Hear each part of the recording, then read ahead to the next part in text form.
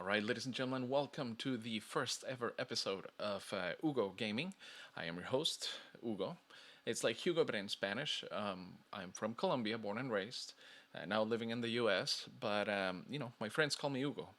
Um, First up, if you like Rise of Kingdoms, so you're looking for a really fun strategy game, I definitely have to recommend this game. And I would love for you to go ahead and like, subscribe, and share.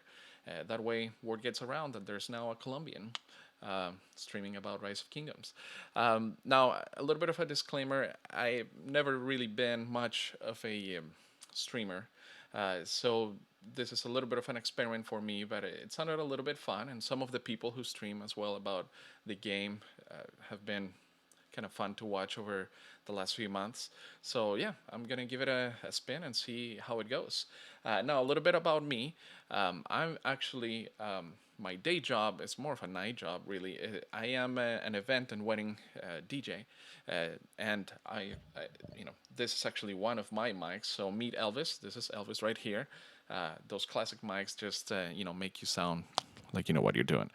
And I'm very much a work hard, or play harder kind of guy. So Rise of Kingdoms, I came about the game because I was looking for something like some of the games I used to play when I was much younger. If you ever played, let's see, Command and Conquer, or a little bit more along the lines of Rise of Kingdoms, would be Age of Empires. Those games I remember on PC just being really, really fun, and that's what I used to play a lot. So yeah, I was literally looking for a similar game in the App Store. This popped up and got hooked, and it's been now. Let's see, how long has it been? Always got to look at the VIP. So my account is 208 years, 208 years, 208 days old as of today, and yeah, it's a really really fun game. So again, if you are considering uh, joining the ranks of thousands of people around the world who play this game, you will be in definitely great company. Now, so you've met Elvis. What else did I want to cover today? Uh, One of the cool things about the game, because I mean, a game is a game, but there is very much a community around Rise of Kingdoms that I have grown to really enjoy. I've met people literally from around the world: Belgium, France, Italy. A lot of my good friends are from Russia, from China. There are a lot of Koreans also watching the game, watching streams and playing the game. So you literally meet people from all across the world in this game. And as you have these groups called alliances where you get to play together and develop and build up the alliance, you create a community, kind of a family concept where you get to play with these people day in and day out, and they kind of become dear to you. There is the chat, which I won't show the chat because there is likely to be things I shouldn't show in the chat, but you know you get to communicate with people all the time, and talk about strategy, talk about alliance, timing of events and secrets and things that you probably don't want your opponents to know. But it is a really fun concept where you get to develop these families or alliances. Now, a little bit about my account. So let's get back to my city. So my humble little Ugo account is 95 million. Once upon a time, it was up to 102 million, and I'm just about ready to boost to get to that point again. But yeah, first KVK was a little rough there towards the end, so I lost a few troops, but it's all right. Now, my account in particular was born in 1435, so there are a lot of you guys who watch streamers whose accounts are much older than mine. So I will upfront tell you, I am not going to claim to be a complete expert on this. There are people who, their concepts go way over my head, but I know quite a few things, and I mean, I do have the kills to show for it. I've been able to kill and not feeding. Feeding is another concept I will go over. So you can see in there, these are legit kills. These are actual battle kills that I have acquired mostly through the first KVK. So now something kind of interesting. 1435 became a dictatorship, and quite a few of us in the same alliance and family decided, hey, let's look for a new horizon. So the king at the time made a deal. We moved over to 1434, and that was a great home for a period. Unfortunately, there was a segment of 34 that took offense to my work against some of the other kingdoms during KVK, and they decided to attack me. There's lots of drama. This game has a lot of drama because you put a bunch of people together in the same alliance, and it's just what happens. Um, but yeah, I decided, listen. This is just not a safe place for me at the moment. So knocked on the door on different places, and at that point, I was ready to just say, you know what, the next move, I have to be an R5. I have to be the head of the family that we brought some of them all the way back from 35.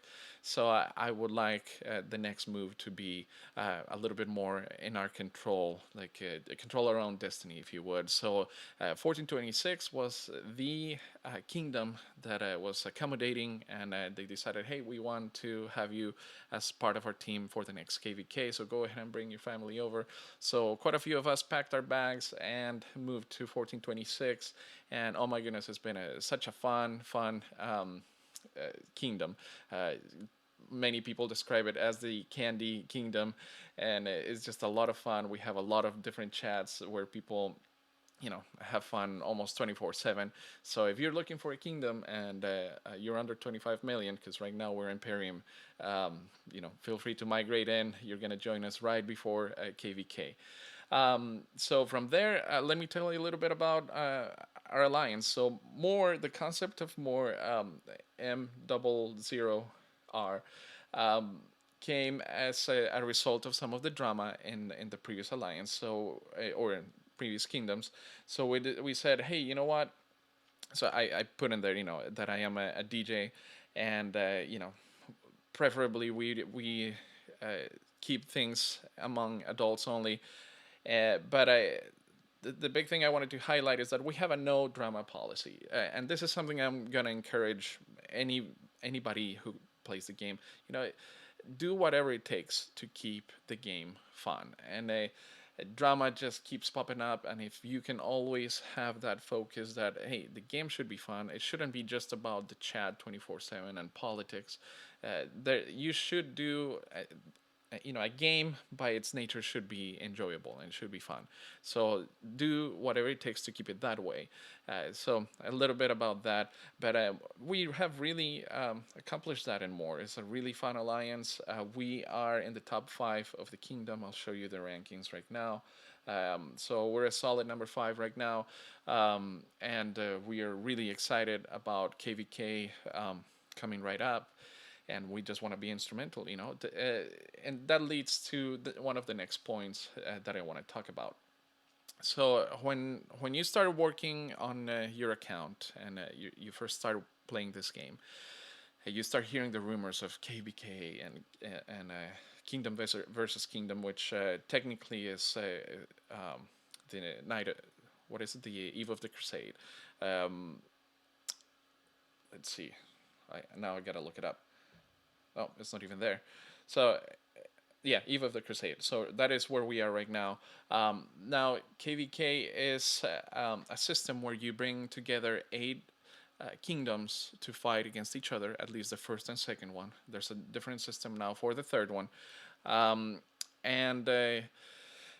is everything that you have played in your particular kingdom, but just on crack, basically. Like everything that you have worked for, now it makes sense. Okay, we're really supposed to be a whole kingdom working together. Um, Now, in this particular chance that we get at KVK, we're facing some pretty big opponents. Like, for example, right now we're ranking in second, but the 1411 you see there, they're up by almost 300 million. Particularly from the second stage of pre KVK, which is troop training. And now that is one solid kingdom, and it's okay if we're number two. It's all right to be the underdog. We're all after the rewards, which I'll put them up on the screen. Everybody wants that 3% extra damage because attacking with 3% extra damage makes a big difference. So I hope that with the day and a half that we have left of stage two of pre KVK, we can catch up and maybe pass them in the last stage. But whichever way it has to be, we're gonna fight hard to be, at the top once we get to the great ziggurat at the end. So, anyways, but yeah, definitely want to highlight that when it comes to KVK, you have to have a kingdom mindset, not really an alliance mindset. You spend a lot of time in your family and the people that you play with day in and day out. But come those fights, I mean, you have to start thinking, all right, I will go wherever the fight is, because not every alliance is going to be in every single pass and in every single side of the map. So wherever you're needed, that's where you go. If your account is big enough that you have 5 or more expanded marches and you can go and fight in the front lines extensively, then great, be the fighter. If you are somewhere in between where you can farm a lot, but you can also fight some, but those hospital bills eventually are going to get to you, then fight in a group, because groups can take down whales. That is something that I will be speaking on in later videos. But definitely try not to go solo fighting in KVK, especially. That is a really bad idea unless you're some sort of whale that is a ridiculous number that nobody can zero. Now from there, again, so think about your alliance or alliances as just tools to fight wherever the fight is. But from there, don't get so stuck on the idea that I'm not gonna leave my alliance, because that is definitely not gonna benefit anybody. We need to go fight wherever the fight is. In my first KVK back in 1434, I fought day in and day out in just about every single alliance that made it to Lost Kingdom. There were probably 10 or so alliances, and I probably was in every single one of the top 8 alliances, just fighting at one point or another, because there are times when certain kingdoms surprisingly start to attack, like the farming alliances that you block passes with or whatnot. So, anyways, it is surprising who uh, ends up ends up doing most of the fighting when it comes to KVK. So again, don't get so stuck in that it has to be under the banner of my alliance or I'm not gonna fight, because you're probably gonna have a terrible, terrible time. So anyway, so that's a little bit about me. I'm gonna do my best to generate content that is fun and inviting to you guys. My goal as a DJ and entertainer is to provide a little bit more of an entertainment factor as we do this. So my goal is not to be so professional and into the information, but I want you guys to just hear from somebody who went from R1 to all the way to R5, and what that journey is like. I've been really deep into politics in the game, and then also got out and decided, okay, no more drama. And to this point, I don't even know if it's possible to do politics and enjoy the game as deep as some of these kings and high-end politicians do in the game. But my goal is that as you see this, and if you're looking for a game, or if you're already invested into Rise of Kingdoms, that maybe I can give you tips on how to enjoy not only the technical aspects of the game, but some of the social aspects as well. Because again, it takes a village, it takes a group of people. You want to have an alliance in which you feel like you belong. So, anyway, so that's a little bit of my spin on Rise of Kingdoms. I hope you stay tuned. And again, like, subscribe, share, tell your friends about it. And yeah, this is again the Hello World episode of OOGO Gaming. And no, you're supposed to have a tag at the beginning, at the end. So this is a joke that came up with my friends at More, that for whatever reason, for my accent or whatnot, a lot of them I remind them of the Dos Equis guy. So here's my tag. I hope you like it. Okay, and again, leave me comments, leave me some feedback. Some of this is just absolute jokes, but again, you gotta have fun at this. So all right, here's the tag. Are you ready for it?